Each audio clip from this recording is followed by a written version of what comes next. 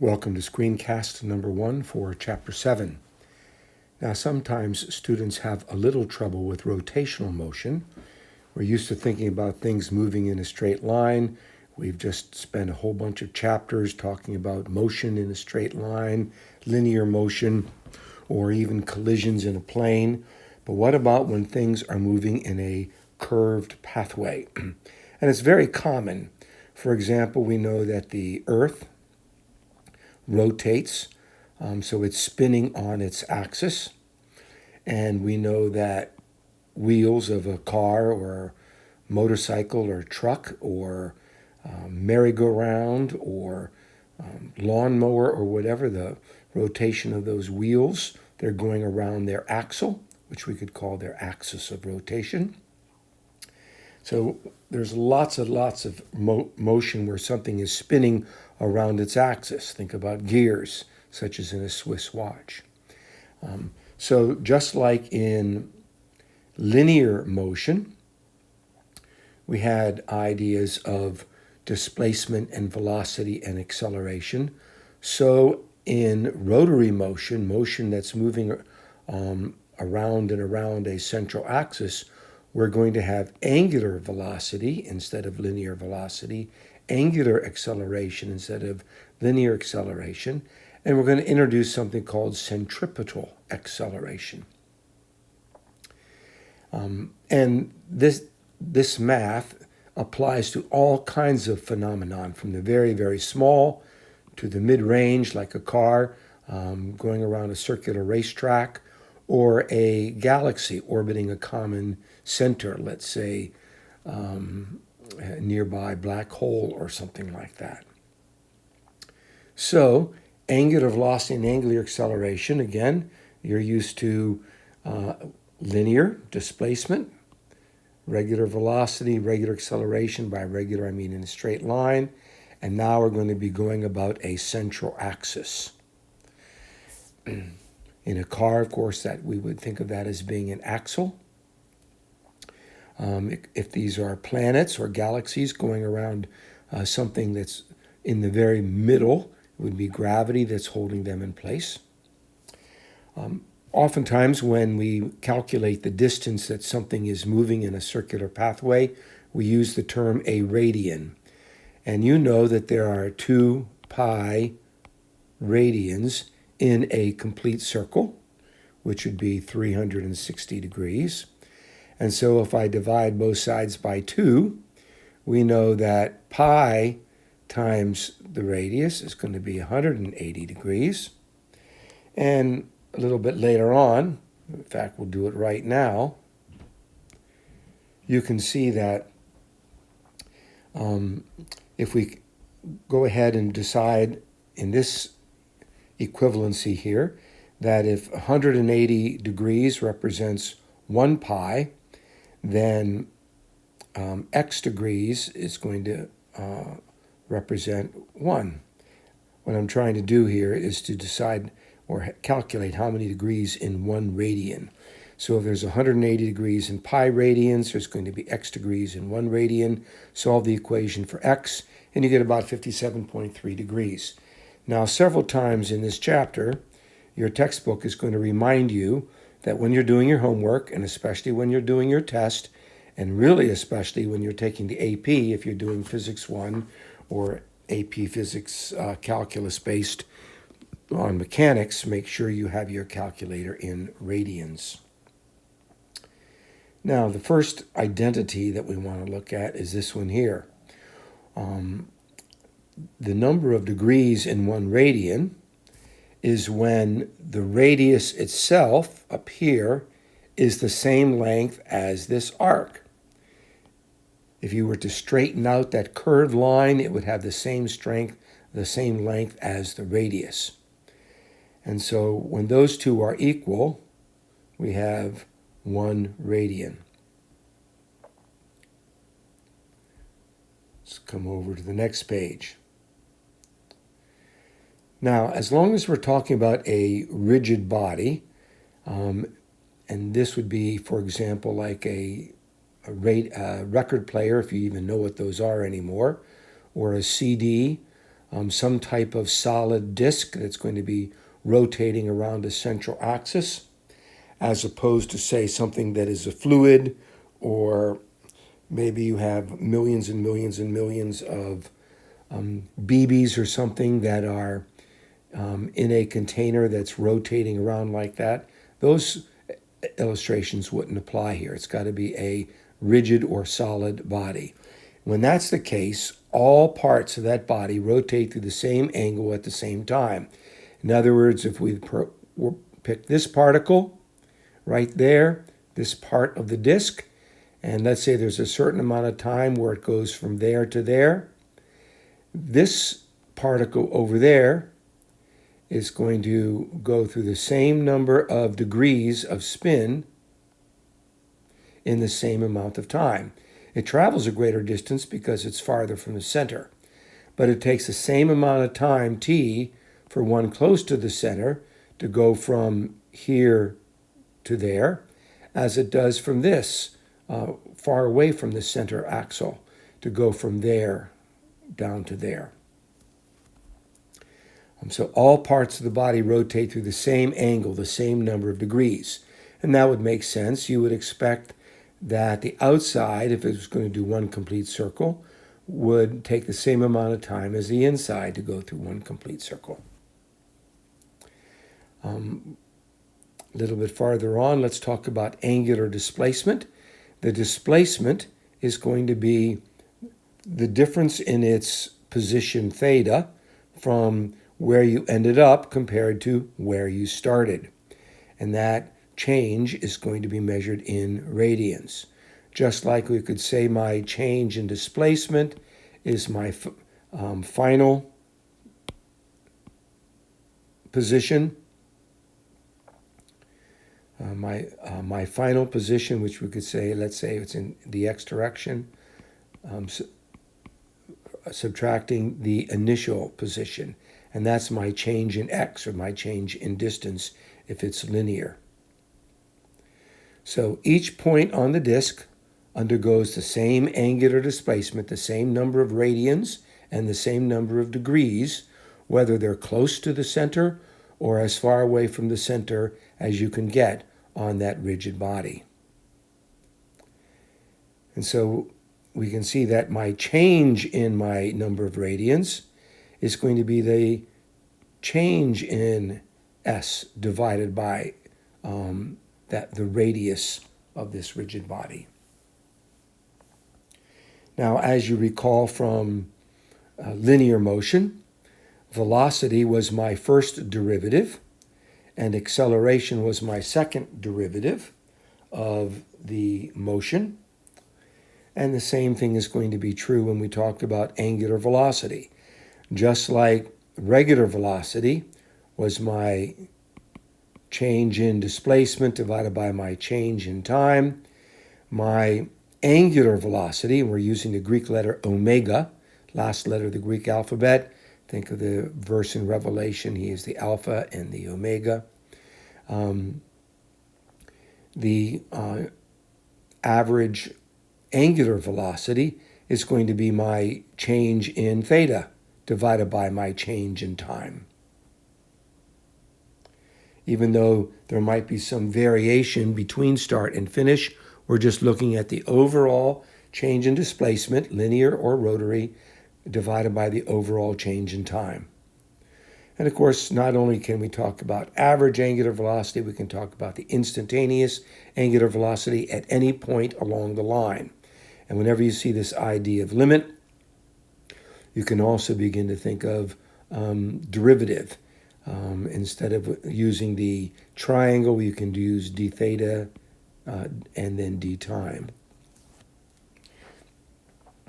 And so even if I have a curved line, when I'm talking about my theta versus time, I can still find the instantaneous velocity anywhere along that curve if I know the equation of that curved line. Now, once again, they remind you to make sure you're paying attention to your calculator. And this is going to be very important right here. we're going to be using the terms clockwise and counterclockwise. Now, if you've never seen hands on a clock, because every clock you've ever seen is digital, and I get students like that sometimes, that they ask, what does the word counterclockwise mean? Well, if we have a clock, and there's 12 o'clock, and 6 o'clock, and 3 o'clock, and 9 o'clock, and if I have a hand, let's say it's the second hand, or the minute hand, or the hour hand, you all know it moves in this direction as it goes around the surface of the clock. That would be called clockwise. If it went the other way, it would be called counterclockwise. And so we have a convention here. And we're going to have lots of conventions later on when we get to electromagnetism. But this convention says that by agreement among scientists, and there's some logic behind it, it's not an arbitrary choice, but when we have a counterclockwise motion, that's going to be positive. And let me highlight that again. And then when we have a clockwise motion, that is going to be negative. And I think the reason for that choice of signage is if we create an X and a Y axis and we talk about our first quadrant, second quadrant, third quadrant, and fourth quadrant, as you move from the first to the second to the third, fourth quadrants, determining a number of degrees, where this would be 0 degrees right there on the positive X, and then you'd get up to 90, and then you get over here to 180, and then down here to 270. You move in the counterclockwise direction. So I think that's why they call counterclockwise positive and clockwise negative by convention. And of course, as you know now in physics, you always have to pay attention to terms that have a positive and a negative sign. And just like we can talk about average velocity, we can also talk about instantaneous velocity or speed. Let's take a look at a simple problem. And the only thing that's challenging in these problems is you just got to get used to using a bunch of Greek letters. And you got to know which Greek letters correspond to which English letters. You have to know, for example, that in linear, we often use the letter S or X or D or maybe Y. But in rotary motion, we use theta. And in linear, we use velocity. And in rotary, we use omega. And in linear motion, we use a, lowercase a, for acceleration. And in a minute, we're going to see we use the first letter of the Greek alphabet, alpha, for angular acceleration.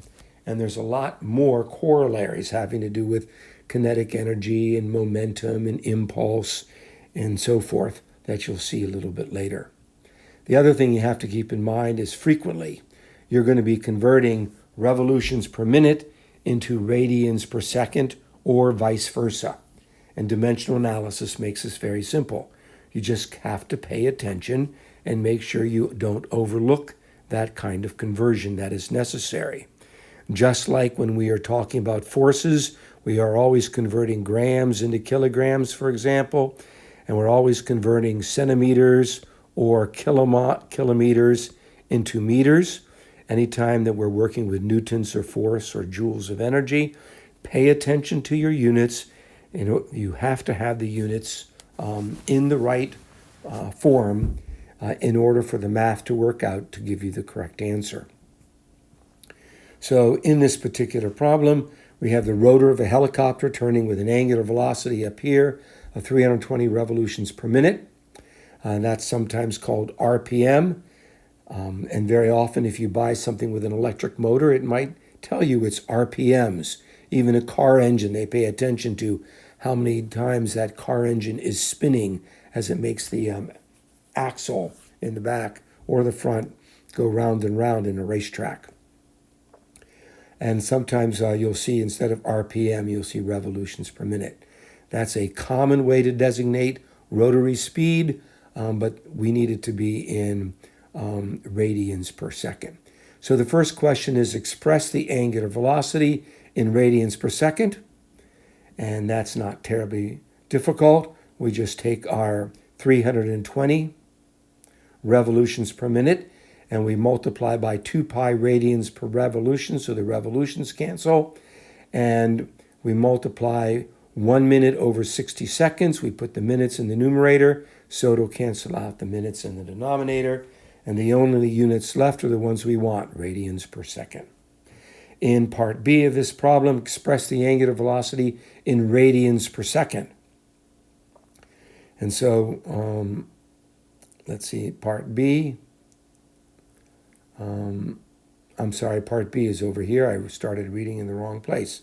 If the rotor has a radius of 2 meters, what arc length does the tip of the blade trace?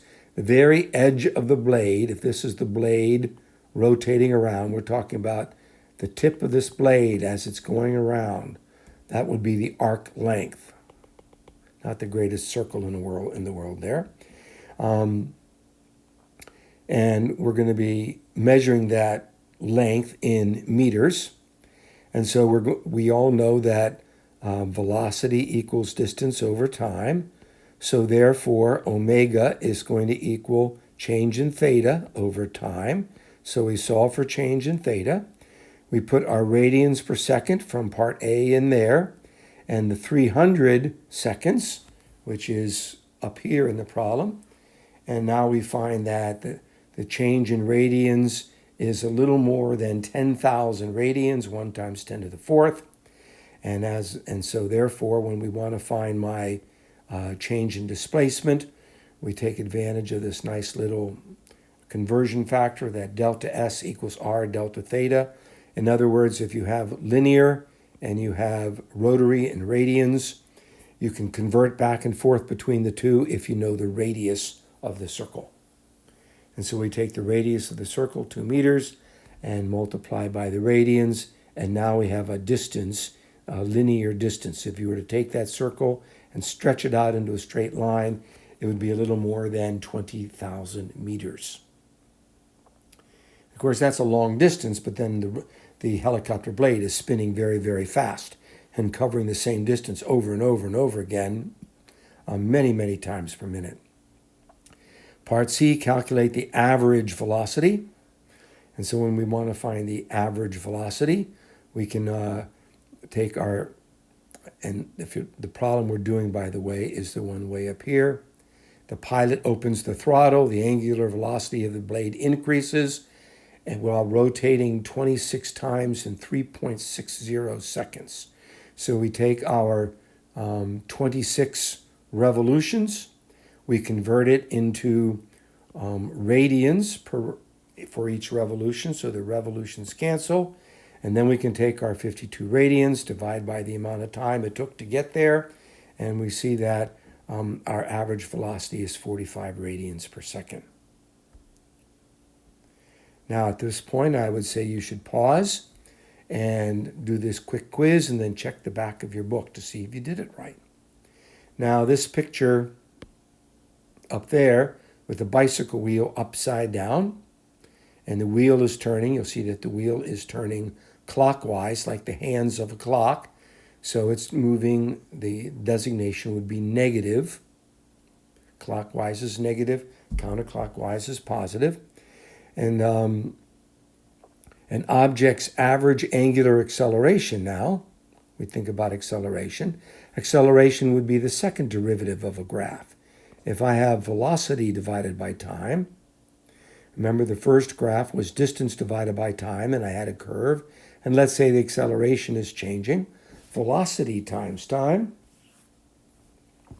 And I wanted to find my acceleration at any point along here, I would have to take the derivative of this graph.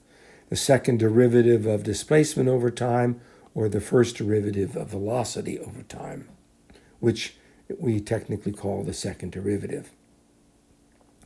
And by the way, if you think about the area under the curve, let me just change colors here for a minute.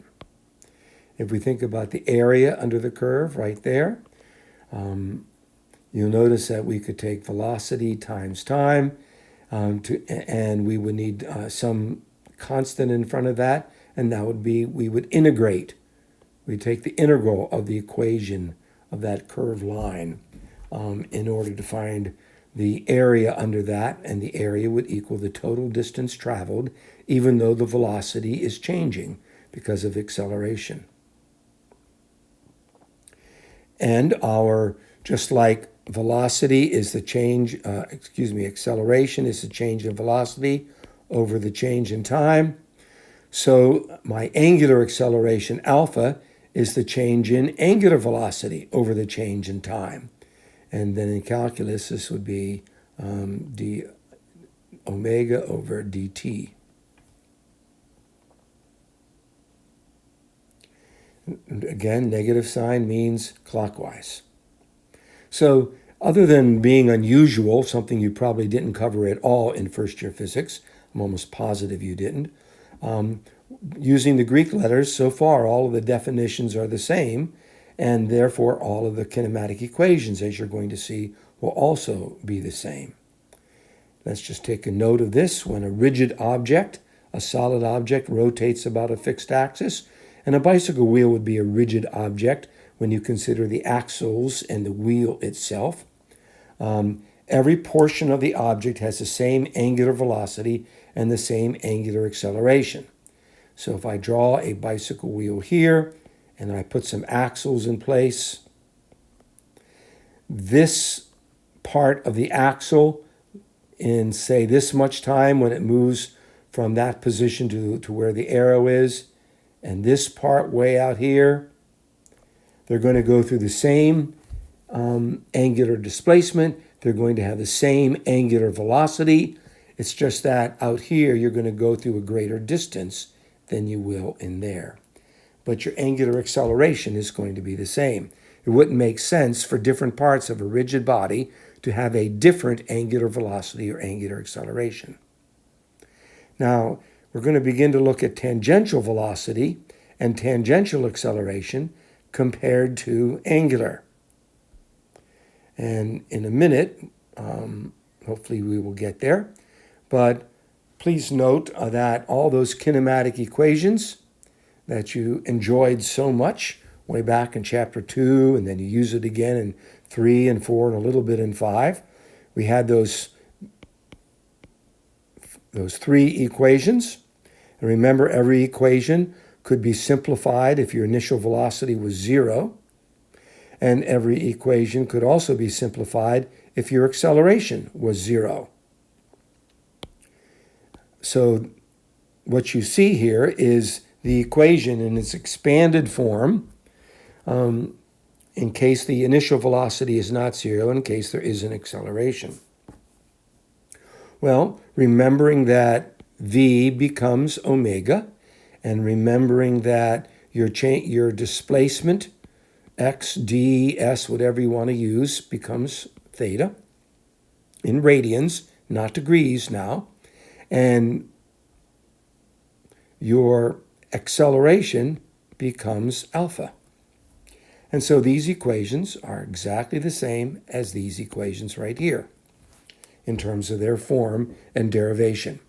And just like on an AP exam, you would be given these equations, you would also be given these equations. You don't have to memorize them. This is a good time to pause and take a look at the quick quiz. So again, these math problems aren't all that difficult.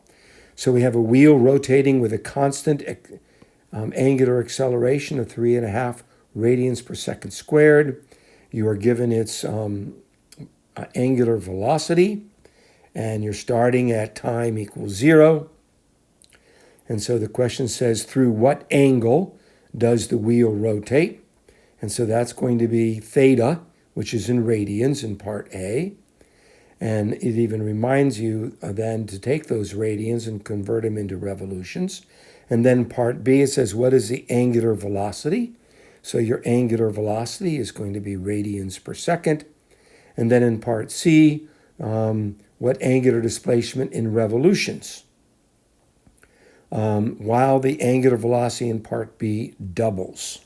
So those are the 3 problems, and let's quickly do them. In part A, find the angular displacement after 2 seconds. And so we are trying to find the angular displacement.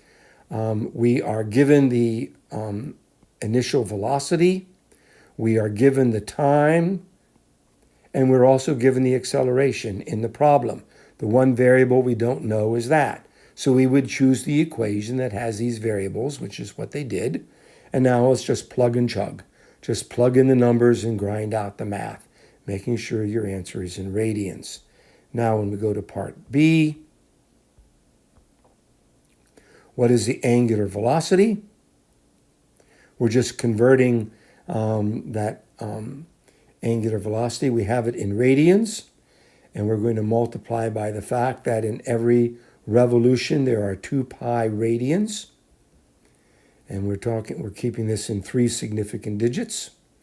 Pi you should always take to as many places plus 1 as you need. I would use, for pi here, I'd use 3.1415623, and so just use 4 digits. I had a friend in high school named Paul Ford who memorized pi to 51 places for some odd reason. In any case, there's your ancient history for the day.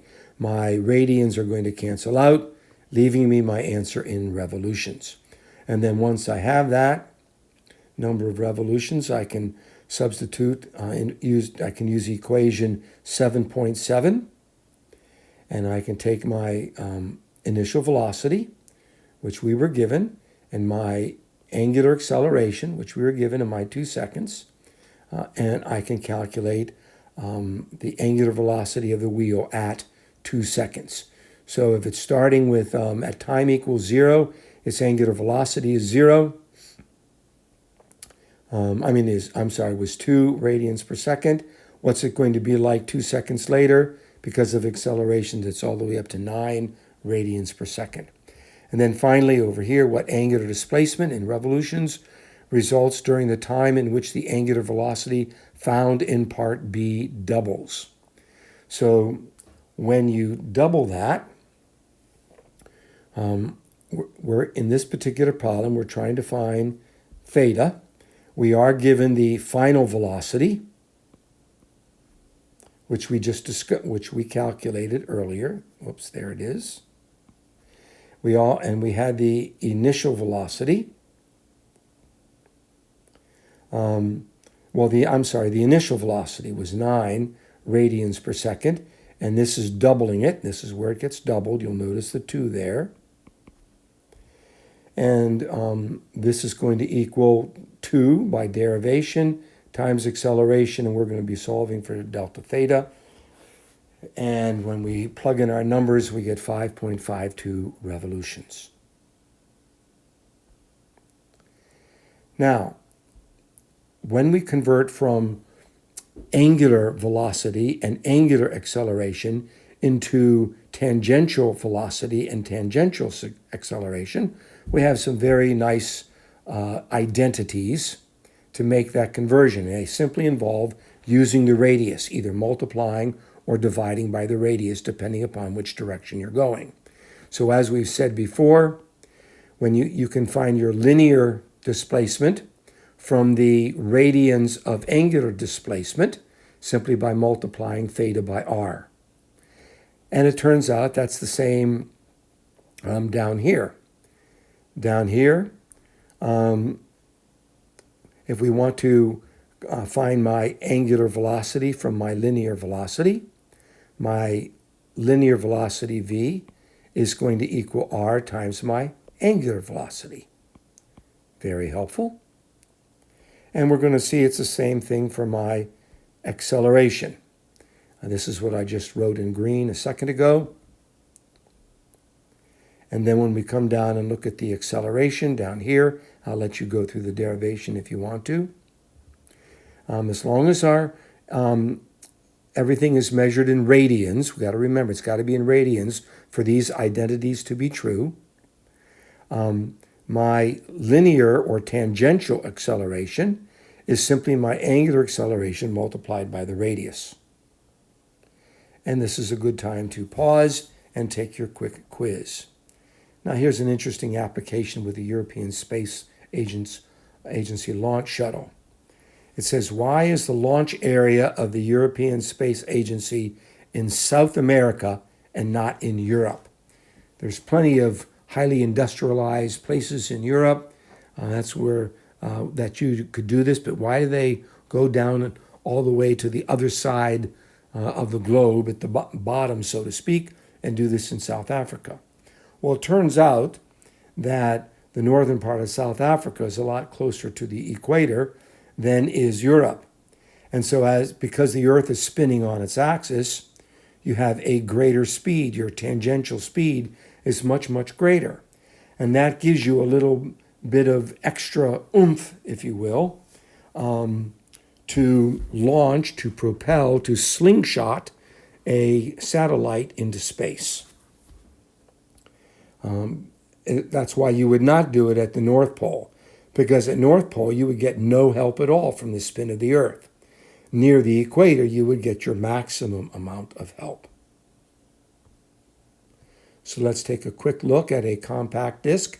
And over the years that I've been using this textbook, over multiple editions, I started using this before there was such a thing as compact discs. And now there's no such thing as compact discs basically anymore,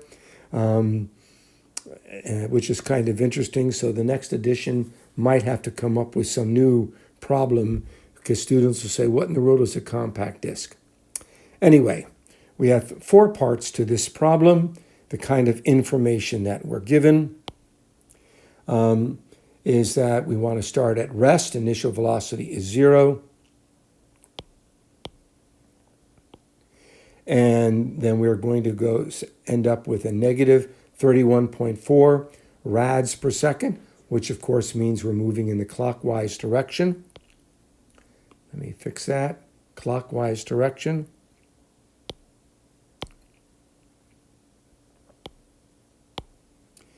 And what else are we given here? So we want, what is the angular acceleration of the disk? Then in part B, through what angle? This is going to be that that angular displacement, theta. And then in part C, we're given a radius for our disk of almost 4.5 centimeters. And then we talk about a microbe riding on the very rim of the disk and trying to find the tangential velocity at this time right there. So let's take a quick look at these problems. So find the angular acceleration. This is a simple plug and chug. You are given the velocity,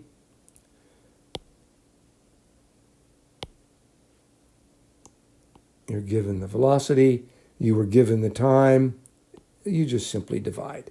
Keep that negative sign. Part B, through what angle does the disk turn?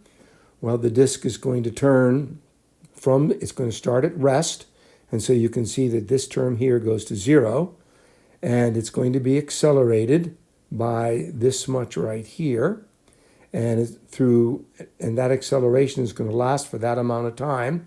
And so now we can find the angular displacement in radians. Part C, find the tangential velocity of a microbe, bacterium or some protozoa or something way out on the very edge. And so we want to convert from angular or rotary into linear. So we'll use our little identity here, and we will plug in our angular displacement. And here's my angular velocity. And we're going to get meters per second, because remember, the rad, by the way, I haven't mentioned this, is dimensionless. It doesn't actually have dimensions. So it doesn't show up in the dimensions of your answer. And then in part D, find the tangential acceleration. And so in order to do that, we want to go from the tangential or linear to the angular. We're going to multiply by the radius. And again, this is just plug and chug, but keep the negative sign, negative sign, negative sign. And they mention a little bit here about MP3 players and CDs and old-fashioned phonographs. Have you ever seen an old-fashioned phonograph? And some audiophiles prefer radios because you get kind of a richer rather than a kind of sterile technical digital sound. As the record rotates, right, around and around and around, the arm that's connected to a swivel point will have a needle on it, and the needle is what's going to be picking up the sound through the irregularities in the vinyl. And as the radio is going round and round, we started on the edge of the disc, but it's going to go. If you actually took your fingernail or tried to follow, that's interesting. Where did that come from? And followed it around, you actually have one groove on a radio. On a record. One groove on a vinyl record. That could be a Trivial Pursuit question. It just goes in and in and in. It's just one groove all the way. And the information is encoded at the bottom of that groove. And then through variations in pressure, the needle with that little diamond tip usually at the end, connected to a transducer, and then into electrical signal, then eventually to speakers. And that's why we have to keep the record player. The speed says the speed changes. Where the needle on the record changes, but in a CD we have to keep the thing going at a constant tangential speed. Sometimes CDs don't work anymore because the CD player's motor drive is getting a little bit slow, getting old, and it begins to slow down, and then you cannot recapture your information. Now, the track length of a compact disc, then. We've got three parts to this problem. Find the angular speed. In part A, and they give you the radius and some other information in part B. And I'm going to have, let's see, that's my phone went off for some reason. First time that's happened and I'll have to finish this problem very quickly so I can answer that phone call. Find the angular speed of the disc when the read head is at 2 centimeters. And these, again, are very, very easy problems. This is where we're going to use our identity, but this time we're going from the linear speed to angular speed, so we're dividing by the radius. And then if we want to convert that speed in revolutions per minute into radians per second, we've got to do this conversion right there, which is, you're going to be doing it on a test. It's pretty common. And again, we can do our conversion equation again, our identity, to go from linear to rotary, or rotary back to linear in the terms of velocity. And then finally, in letter C, calculate the total length of the track for the CD if it's designed to play for 1 hour. 1 hour is 60 times 60, 3,600 seconds. And we have that, let's see, the initial distance is the speed is 1.3 meters per second.